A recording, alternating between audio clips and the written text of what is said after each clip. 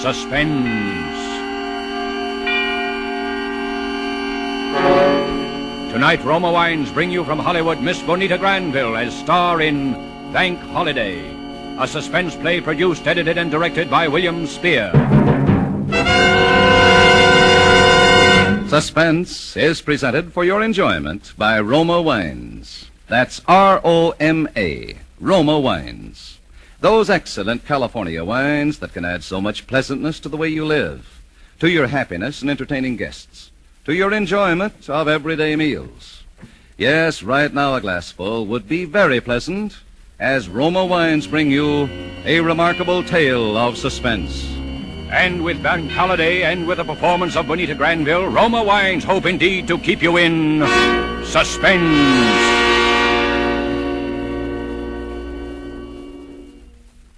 It happened the morning after I became engaged to Harold. I got to the bank a little early that morning, hoping I'd be able to see him for a minute before we opened for business. And sure enough, Harold was just hanging up his hat and coat when I came in the door. You see, I'm one of the junior tellers at the main branch here in town, or rather I was, and Harold is assistant manager. That's how we met. So this morning I didn't stop at my own cage, but went on through the gate and walked up quietly behind Harold. Hello, darling. What? Why, Mr. Osborne, don't you remember me? I'm the girl that Jane, please. Good morning, Mr. Osborne. Oh, good morning, Johnson. Miss Evans, would you step into my office for a moment? Why, certainly.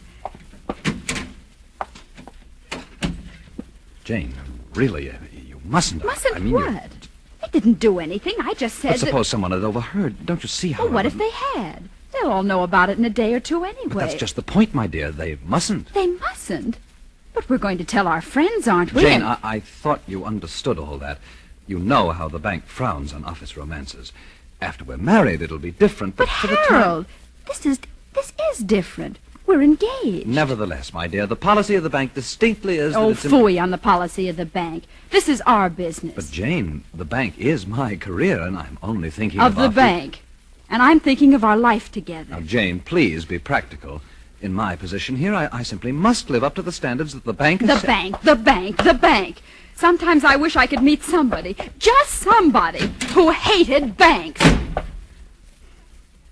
Wasn't a very good way to start off an engagement, or even to start off a day's work, for that matter. I went back to my cage feeling miserable.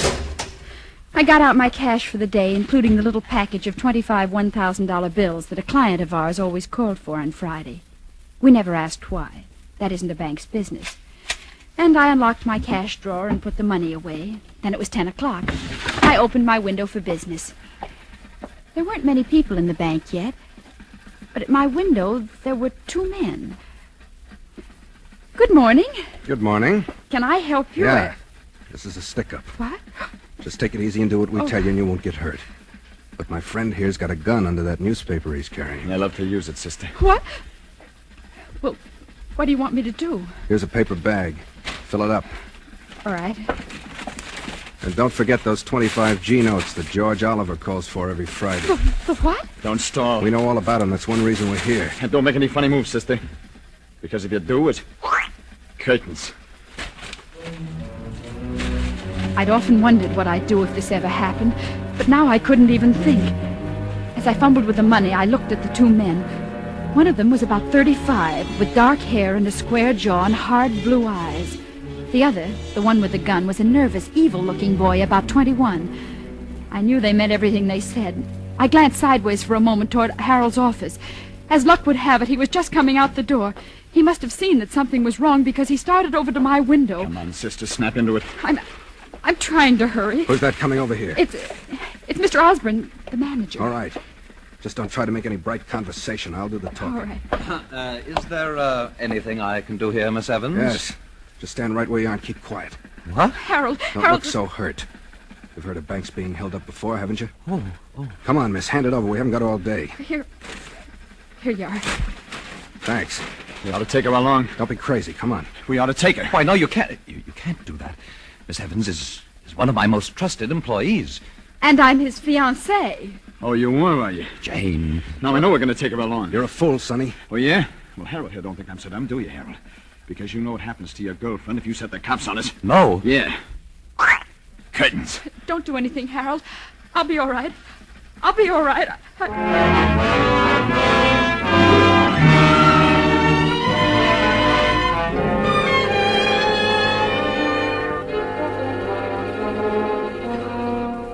For Suspense, Roma Wines are bringing you a star, Bonita Granville, whom you have heard in the first act of Bank Holiday by Robert Richards, which is Roma Wines' presentation tonight of Suspense.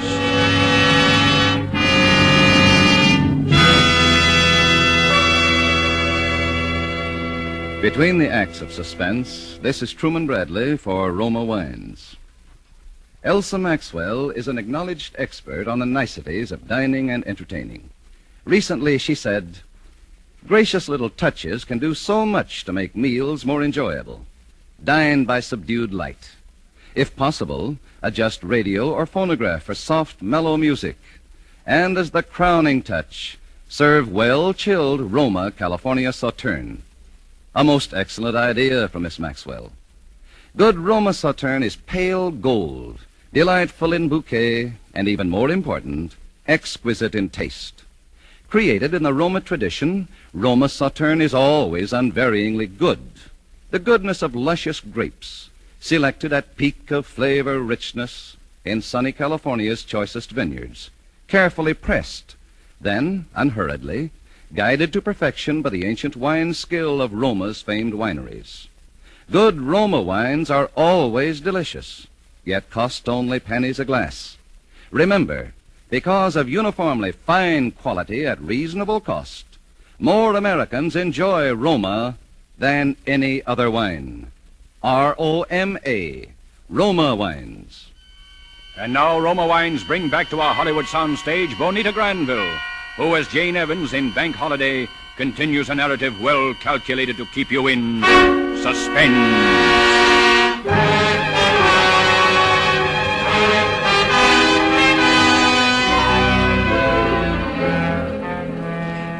Why would I tell a couple of bandits who came in to hold up the bank that I was engaged to Harold, particularly when Harold was the manager of the bank?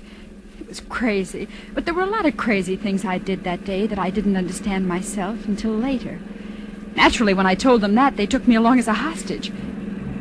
And the next thing I knew, I was sitting in the front seat of a big blue car beside the one called Frank, and the other one called Sonny had tied a blindfold over my eyes. And we were driving. Once we drove in somewhere, and for 15 or 20 minutes, there was a lot of banging and clattering around the car. Then we drove on. At first, I was too frightened to even breathe. Then I began to get angry. Just what do you think you're going to do with me? To tell you the truth, I haven't quite made up my mind. Yeah? Well, I have. Shut up, Sonny. I demand that at least you take this silly blindfold off. No, we couldn't do that, darling. Well, Then you might see how we'd strip this car down just now. Change the hood and the fenders and the Shut up, plates. Sonny. You talk too much. What's the difference? She ain't gonna be around to telling you. I said shut up! What's the matter? You getting soft? No, but a bank rap is enough without having some trigger-happy punk of a You kid. better not talk to me that way. I'll talk to you any way I want to. Watch out the back for cops. Cops? You don't think the little lady's boyfriend is gonna... I wouldn't want to bet too much on it. Would you, Miss Evans? I don't know what you're talking about. All I know is that at least Harold isn't a cowardly, bullying... Oh, I'm sure Harold is the perfect gentleman. But I got a hunch he's also the perfect banker. I don't know what you're talking about. You just don't want to admit what I'm talking about. Which is that in spite of anything that might happen to you, Harold will turn us in. He wouldn't. No? Maybe we can check on that. I'll turn on the radio. What's that going to prove? Short wave. All the latest equipment for bank robbers, sweetheart. That's us. LAPD. Car 17. Car 17. Disturbance at 8th and Pico. A disturbance at 8th and Pico. That's all. LAPD. Car 17, roger. That's all. Car 17. Well? LAPD. General alarm. A general alarm. Uh-huh. 2 unidentified men are wanted for a holdup. Main branch of the 42nd Bank and Trust Company. see? And for kidnapping a woman employee answering to the name of Jane Evans. Oh. When last seen was wearing a light blue dress, black shoes, has blonde hair, blue eyes. He done it. See what I mean, Miss Evans? Well, it was his duty. Why shouldn't he? Nothing, no reason at all. It's just a question of who rates the most with a guy, I guess, his boss or his woman. All right, he asked for it. I told him what I'd do. What are you going to do? Well, Miss Evans, I think we'll drive up this little side road here and let you out. Oh? You shouldn't have any trouble hitching a ride back. If you do, just try what Claudette Colbert did in that picture. Remember? Say, are you kidding? You heard what they said. She was nothing but excess baggage anyway. Now she's just another way they can identify All us. right, but that don't mean we let the guy get away with it. I told him what I'd do to her if he squawked, and I'm You're gonna do what I tell you. Oh, yeah? Well, if I'd known you were so yellow, I'd... Now, what was that you said, Sonny? All right, Frank, but... Cops. They're turning in here. Give me a gun, Sonny, and get down on the floor under that blanket. I'll plug him, Frank. Give me I'll that plug gun him. and get down on the floor. You're nuts. They'll get us, Frank. I know what I'm doing. You do what I tell you. That's right. Keep covered up and keep quiet. All right. Take off that blindfold, Miss Evans. Well, look here, if you Now think you're going that- to kiss me, and you better make it good, because this gun's going to be right in your ribs. All right, Oh, now. no. Let go. Hey. Where?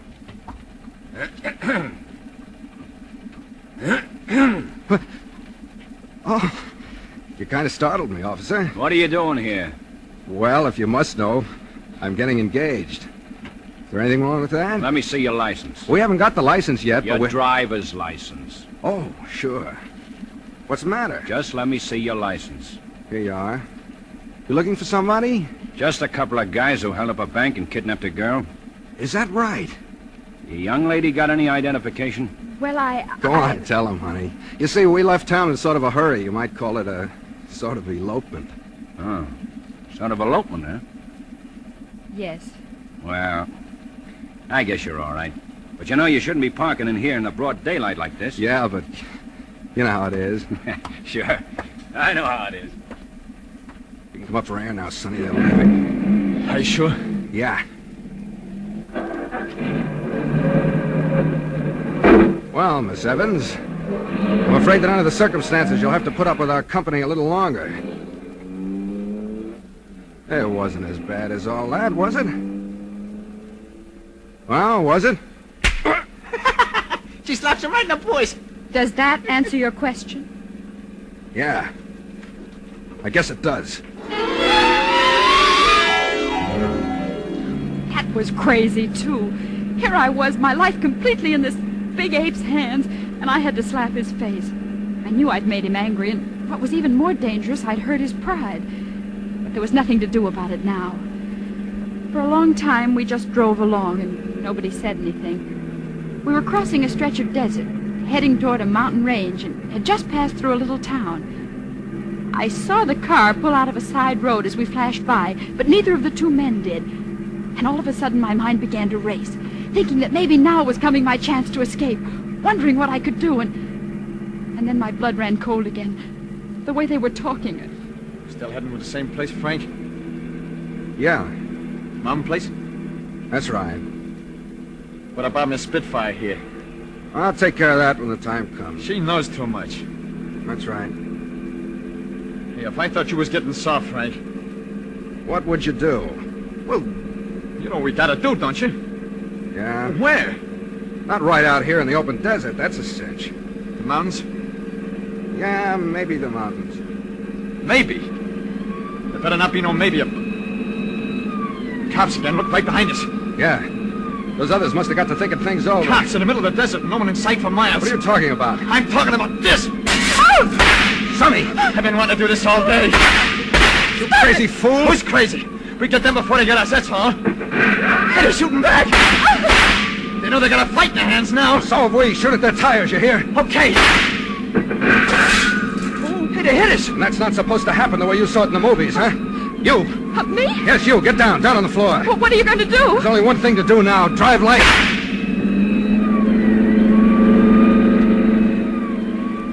First, I wasn't afraid at all. It was even a little exciting. I kept thinking that maybe in just a few minutes I was going to be rescued and wondering what Harold would say and at the same time feeling the exhilaration of being in a race and wanting my side to win. And of course, that was crazy, too. And then suddenly the car took a sickening lurch. I scrambled up onto the seat again. We were out of the desert now, climbing a long, winding hill that twisted up toward the mountain. The police car was falling behind, but it was still following us. We hit another curve. Hold on. I looked down, and for a moment there seemed to be no road under my side of the car at all. Only a sheer drop down to a canyon filled with huge boulders and 100 feet below. Take it easy. We hit the other side of the curve and straightened out. Oh, I was frightened now, all right. I was weak and sick from fear. I told you to stay down on the floor. Oh, I can't, Frank. Look out. Get your hands away from that wheel. You're going to kill us. I know what I'm doing. Oh, stop, please, stop. Stop. That might be all right for you, lady, but it wouldn't be so good for me. Oh, I'm afraid. I'm so afraid. Take it easy, kid. Take it easy. Close your eyes. Like you do on the roller coaster. You'll be all right. Oh, I'll be killed. What do you think I'm running for instead of fighting? Just so nobody will be killed, not even cops. Frank, look out. Keep away from that wheel, I told you. Look out. Keep away. I hate to do this, but...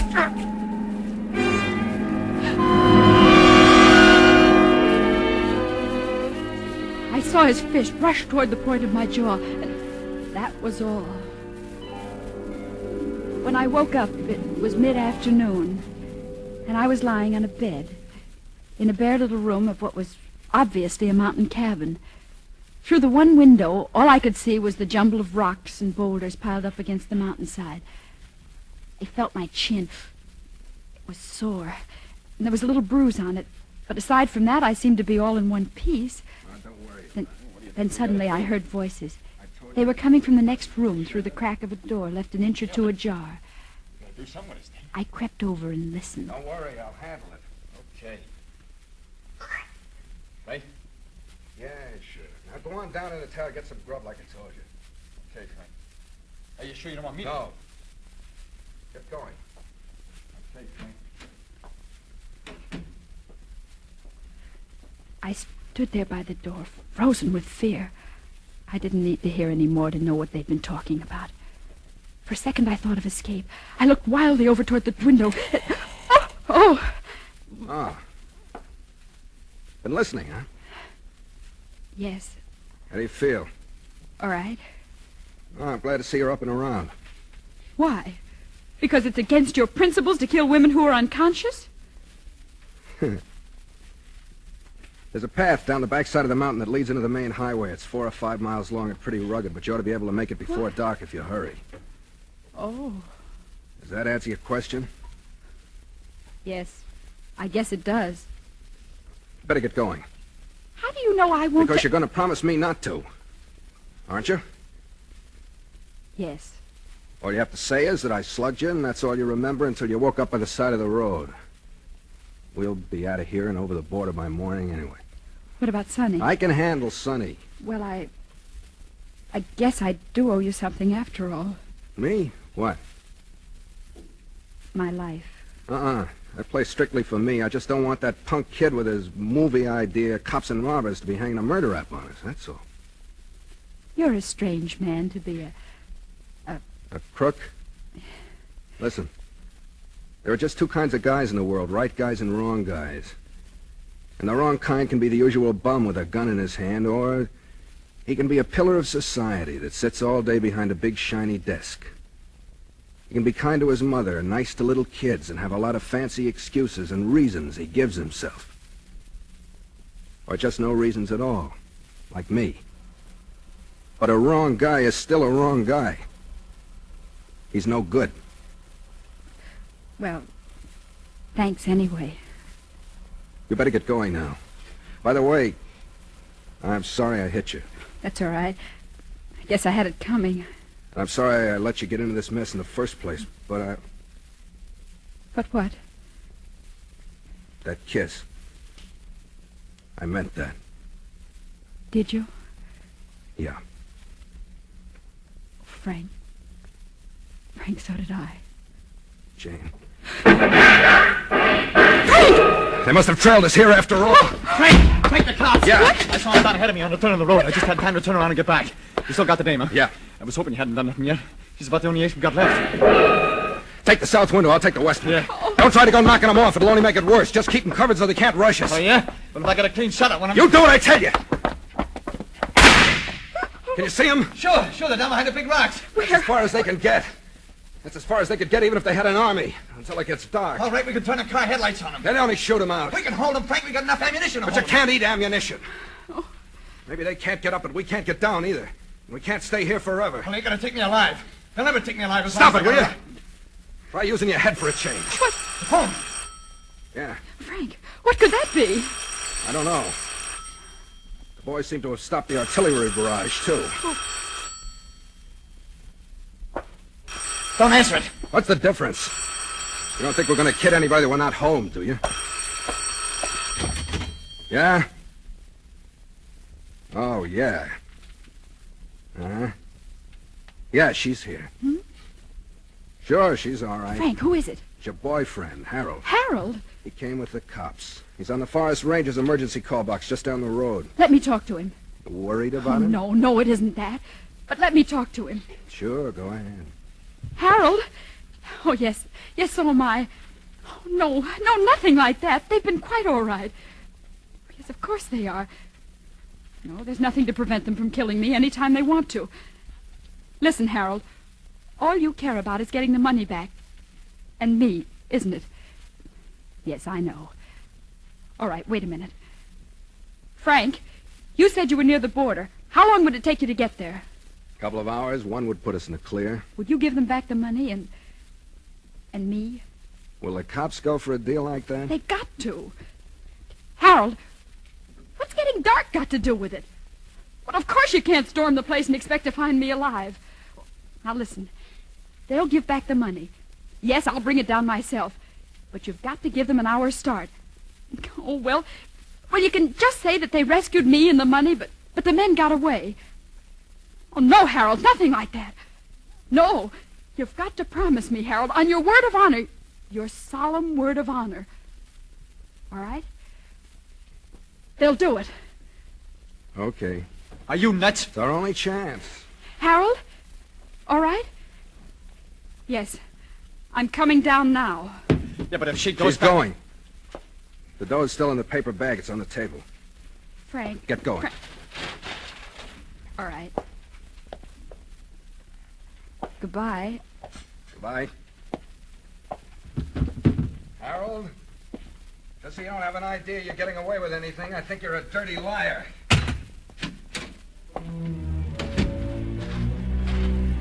I hardly heard and didn't even think about it. I was so relieved.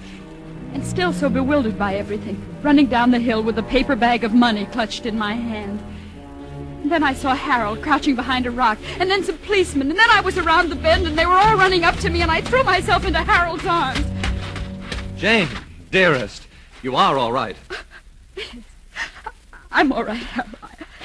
Here's the money. Oh, well, yes. Yes, it's all here. All right, officer. Okay, Chuck. Let him go. Come, my dear. Harold, what is that? Tear gas. Tear gas. Oh, it's quite harmless, really. And But Harold, tell them what we promised. oh, I'm afraid of it. It's out of our hands now, my dear. Harold, you promised. You gave me your word of honor. Well, of course I did, but you didn't think You that knew all the time. Well, you planned to... Stop it! Stop it! Please, my dear, you're over. Oh, let go of me. Stop it! Stop it! Stop it!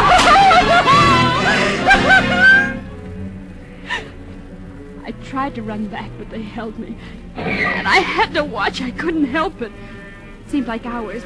It was only minutes, I suppose, with the tear gas bombs exploding around the cabin and crashing through the windows as they got the range. And then something white flooded from the door, and they came out. The boy first, with his hands in the air, and then Frank, stumbling toward us like blind men and coughing. Oh, those terrible rocking coughs that just seemed to be tearing them to pieces. Oh, Frank! All right, come on. Oh, Frank, I didn't know. I swear I didn't know. I know, I did know. I knew before you left. Oh, why did you let me go? I wouldn't have gone if Because he's just the kind who would have stormed the place. Maybe I couldn't have handled Sonny then. I'll help you. I'll do anything, everything I can, anything. Skipper, just take some advice, will you? Next time, be sure it's a right guy.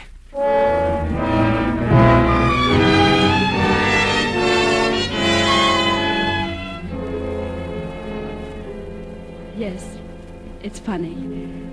It's like he said. People can be honest and dishonest in so many different ways. I got to the bank early the next morning, too. Harold was already there waiting for me. Hello, darling. Hello? I'm so glad you're here early. There are some things I wanted to talk over with you. You know, you're quite the heroine now. Am I? Oh, yes. And you know, I've been thinking, perhaps I was a little too conscientious yesterday, about our marriage, I mean. I think perhaps you were right after all. We ought to tell... Harold, about our marriage. Yes? There isn't going to be any marriage. Isn't going to be any? I found out something about a girl getting married, Harold. Marriage is something you do second. Do second? Yes. First, you find the right guy.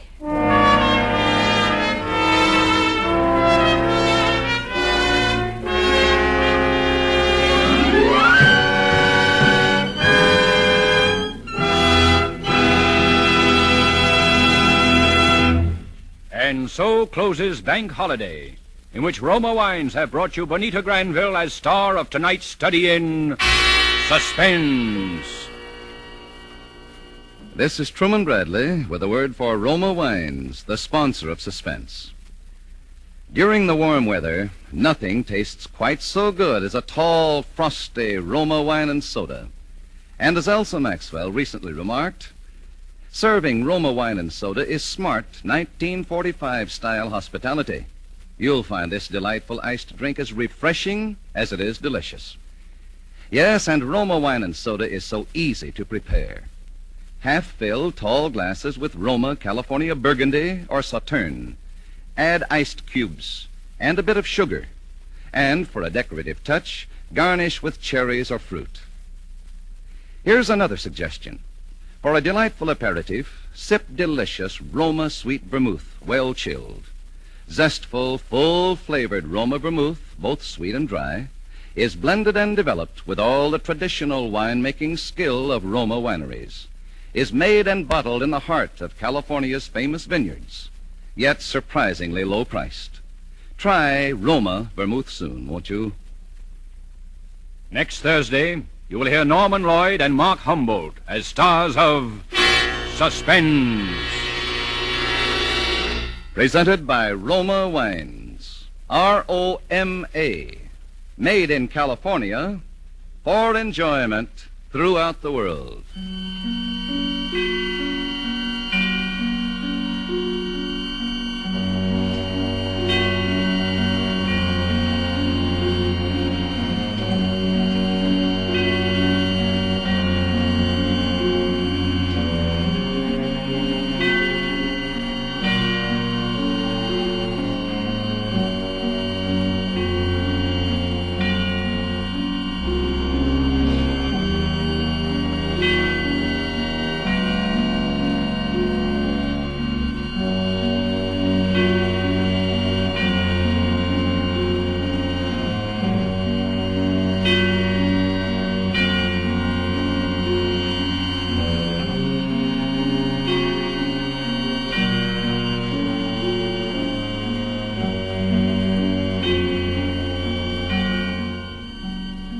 This is CBS, the Columbia Broadcasting System.